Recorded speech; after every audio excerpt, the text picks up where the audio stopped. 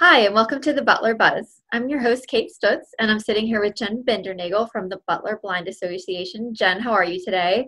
I'm doing great. What about yourself? I'm good, thank you. I hope you and your family are doing well in the pandemic.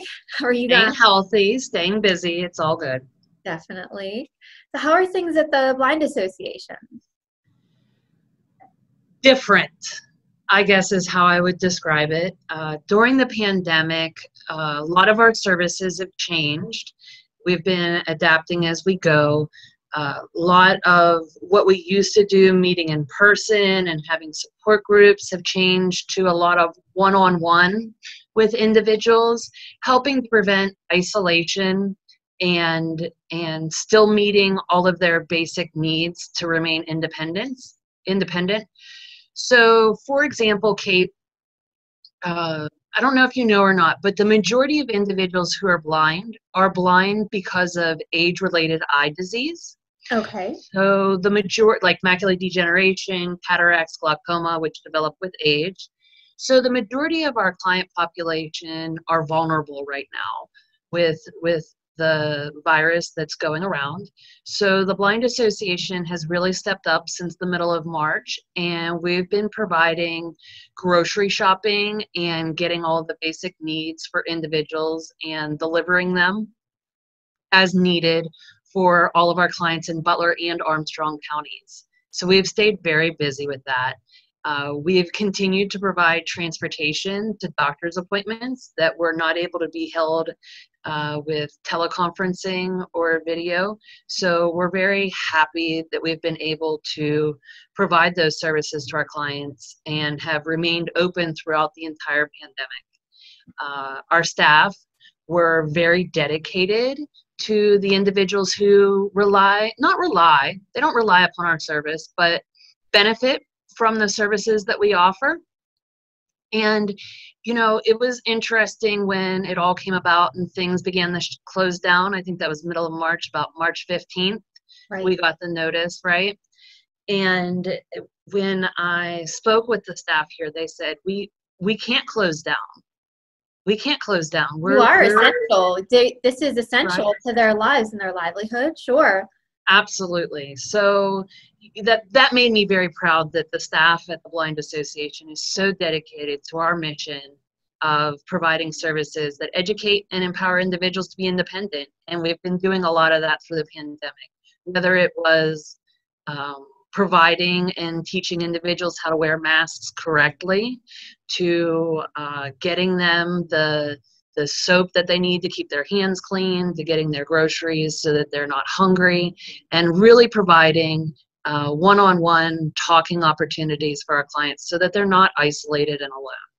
Right. And that's one of the biggest things is just the isolation and feeling alone and that the helplessness that comes along with it. You need that support, you need someone to lean on. And Right? you are so used to having you guys as the associates that they can lean on, and suddenly that's taken away. That is life changing. It is life-changing. And especially we found with the abundance of news and negative information that was constantly being messaged to all of us, that it created a lot of anxiety, it created a lot of uncertainty and unknown. So just being able to be a steady, constant, positive aspect within their lives was really important to us over the past couple of months. And we're happy that we're continuing to provide that service, although it's been difficult Oh, and sure. challenging. Well, I was just wondering, how would we be able to help you guys? Because, before, the pandemic and all the new rules came around, it was a lot easier to donate both goods and our time to the Blind Association.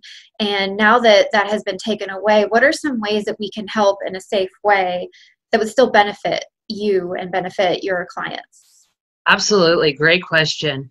So throughout the pandemic, we also partnered with some clubs throughout the community who have volunteered to also become telephone friends. Okay. And so it's not just the same people giving the same message all the time from the Blind Association, but kind of like a new pen pal over the phone or video messaging to be able to develop new friendships and relationships. So we have several clubs within the community. The Butler Lions Club really stepped up in that aspect, and we'd be happy to accept other volunteers who would like to reach out and just chit chat with somebody and maybe provide information to them if they had questions about certain things.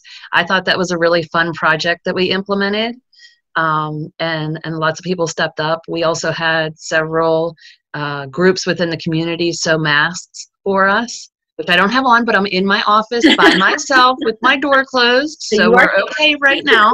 And you and I are 6 feet apart. We're probably about 6 miles apart, but so yeah, there's lots of opportunities, and if individuals have ideas on how they would like to help, or we're an innovative group who are excited to look at new opportunities. So I would say give us a call, and I can give you our phone number. Also, we always accept online donations at our website, which is very easy to remember. It's www.theblindassociation.org. We've received numerous donations throughout this, which was very generous to keep us going, because just like all the other nonprofits within the communities, we've had to cancel our fundraisers. That's a huge stressor for us, because we receive about not even 10% of our budget through government funding. So, and in addition, we also have our social enterprise called Out of Sight Shredding, where we provide employment and employment training for individuals with disabilities. And that Out of Sight Shredding provides secure document destruction to businesses and residential services. So when you need something shredded because it has confidential information on it, we're your top provider in Western Pennsylvania, in my opinion. And we are AAA NATE certified, so we're a high security organization. So that's another way that you can support us, is by supporting a local business, right? Kate, we also have, I'm very excited to announce, an upcoming online raffle, which is sponsored by Next Year Bank. We just received that sponsorship. They're the premier sponsor for us. And it's sort of a social capital opportunity that we're looking to support the local businesses who have supported us over the years. So with our we will come back to our old fundraisers someday. We will have the Harvest Moon and our Bowling with the Easter Bunny again someday, I promise. We will all get together and share a meal, and I'm very much looking forward to that. But in the meantime, we wanted to be able to give back but still raise money. So Next Year Bank invested the sponsorship with us, and we're going to use that sponsorship to purchase from local businesses raffle prizes. So our first raffle is going to be a gun safe and a gun, and the money generated from that, half of it will go into our operating budget, and the other half will go to purchasing the next raffle. And the next raffle will then be a freezer and meat from a local meat market. And so then half of that money will go into our operating budget, and the other half will go into the next upcoming raffle. So we're very excited to be able to give back to the local businesses within our community who have supported us over the years, because we recognize that they're struggling just as much as the nonprofits. Right, right. And so I'm really excited about that. Prizes. Those are great prizes for people to want to get involved with. So sure. Yeah, and you will find all of that information, Kate, on our Facebook page coming within the next 2 weeks. And our Facebook page can be found by looking up the Blind Association of Butler and Armstrong. Okay, great. Yeah, that all sounds so good. You guys have really pivoted, and you're coming back, and you're still supporting, doing a really good job. Yeah, we're very excited about it. Well, thank you so much for being on with us today, Jen. Hey, stay safe. You too. All right, we'll be right back with our next guest. Your Armstrong services are more important than ever. There are more and more connected devices in the home these days. To get the most out of your experience, you need a network that is always getting better. You deserve superior performance, and that's what Armstrong offers every day. Whether you're working from home, enjoying your favorite content together, or simply catching up while apart, Count on Armstrong to keep you connected to what matters most.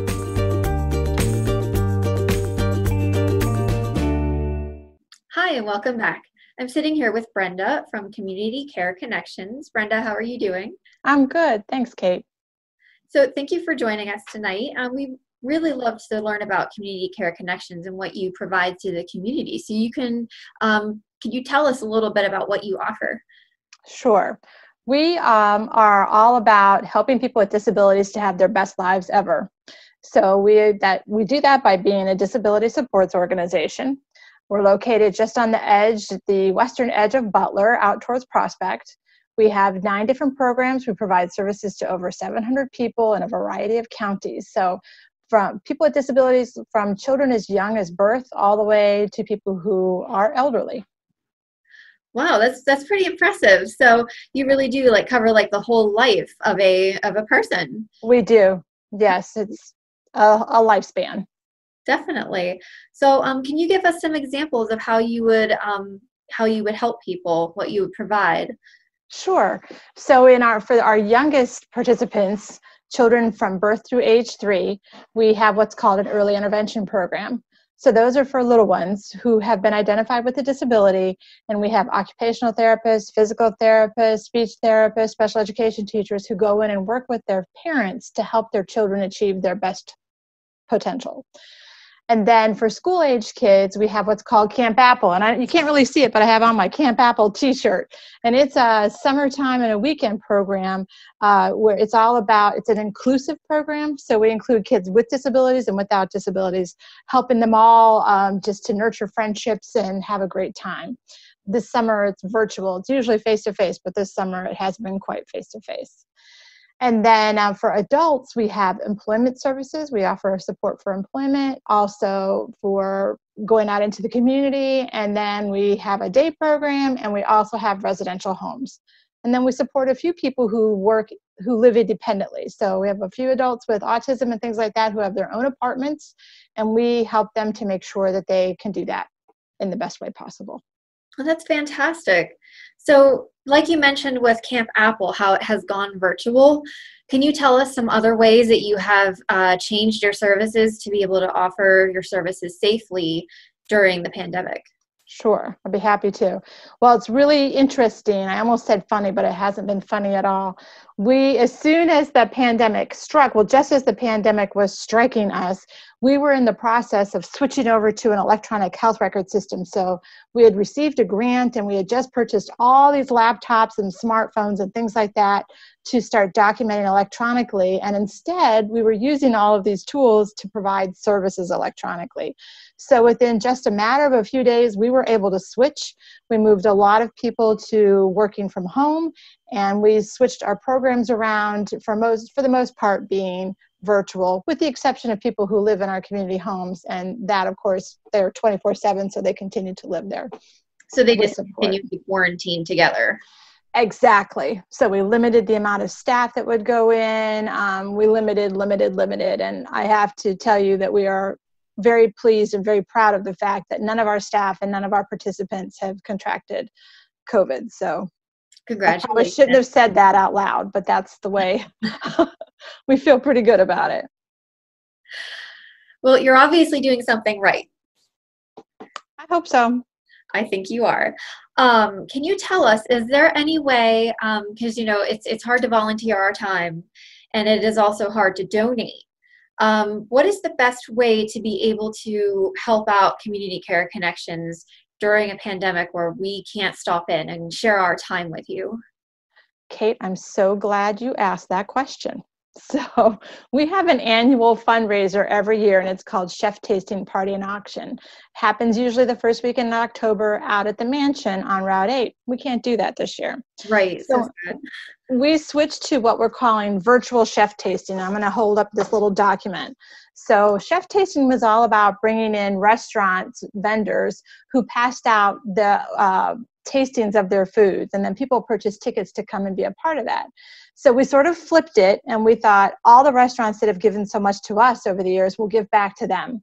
So we created a little document, and if you go to our website, which is www.communitycareconnect.org, you can download these documents. It shows you all the restaurants who have participated with us in the past, their locations, and if they're open, we ask that you go do takeout with them, collect a little receipt, attach it to this, you send this to us, and we will send you a free t-shirt. So if you want to send a check along with that to donate to support our organization, that would be great. But mostly what we've done is realize that the restaurant community has been hit hard, and they've helped us so much. We're really trying to give back to them and give folks to take a look at our new website. Well, that sounds like a perfect idea. And, you know, you're not only you're helping you are also helping these restaurants, and you're still doing it in a way that is able to be done. So we just have to keep trying at this point. Yes, yes. Oh, well, thank you so much, Brenda, for joining us tonight. It was great talking to you and learning about community care. You're welcome. Thanks for inviting me, Kate. I appreciate it. Thanks so much. We'll be right back with our next guest. Now is the time to join the Peace of Mind Club from Armstrong Comfort Solutions. The Peace of Mind Club is the best way to extend the life of your equipment and keep your heating and cooling systems running efficiently and safely. Benefits include priority service calls and no after-hours fees, even on weekends and holidays. Sign up now and get an upgraded thermostat or CO detector installed free. Armstrong Comfort Solutions, the best choice for all your heating, cooling, and plumbing needs. Hi, and welcome back.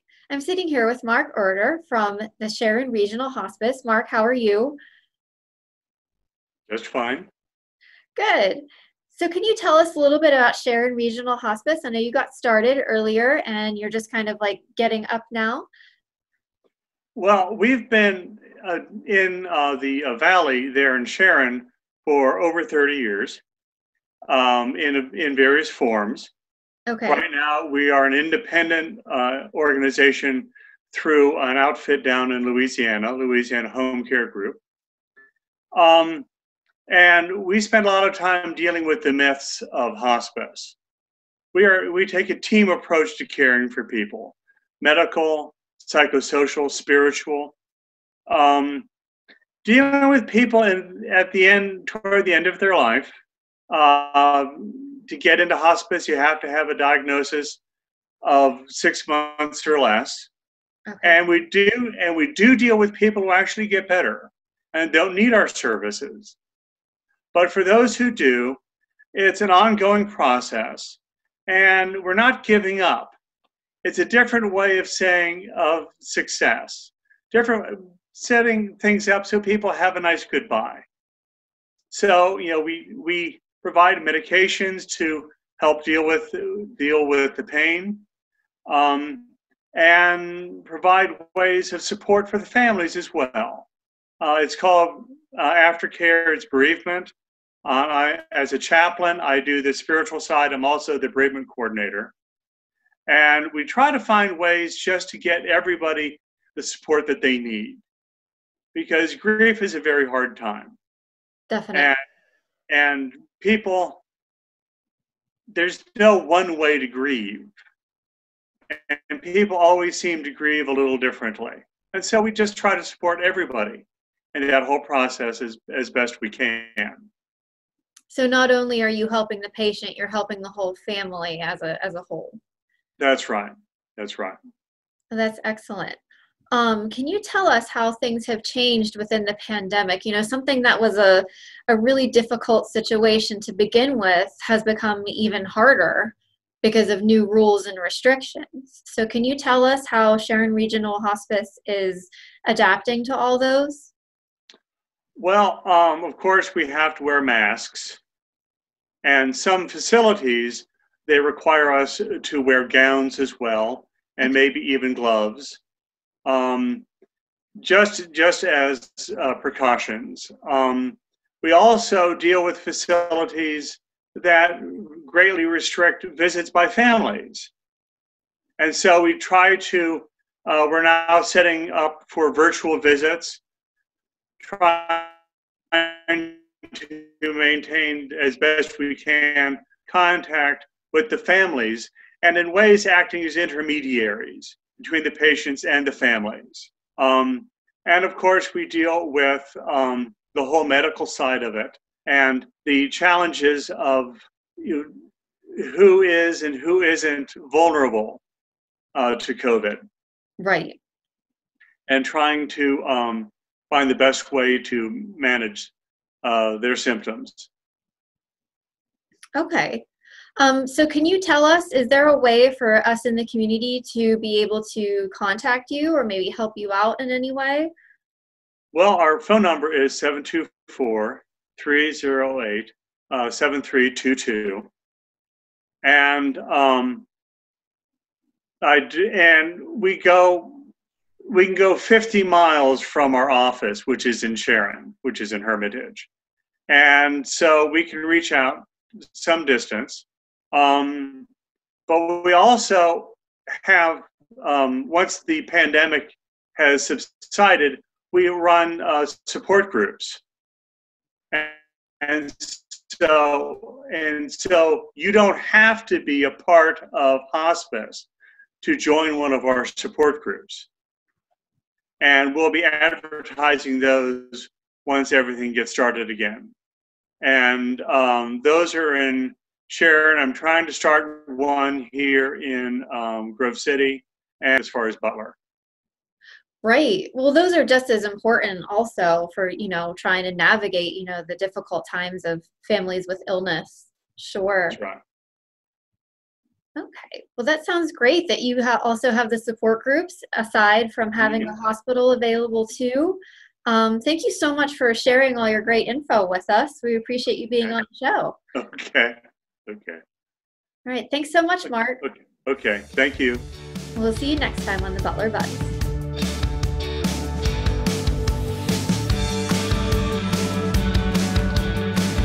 Hey there, Butler. If you want to see more from the Butler Buds, click on the playlist button up here. To see other Armstrong local programming shows, you can click the subscribe button down here. I suggest you do both. Thanks for watching. We'll see you next time.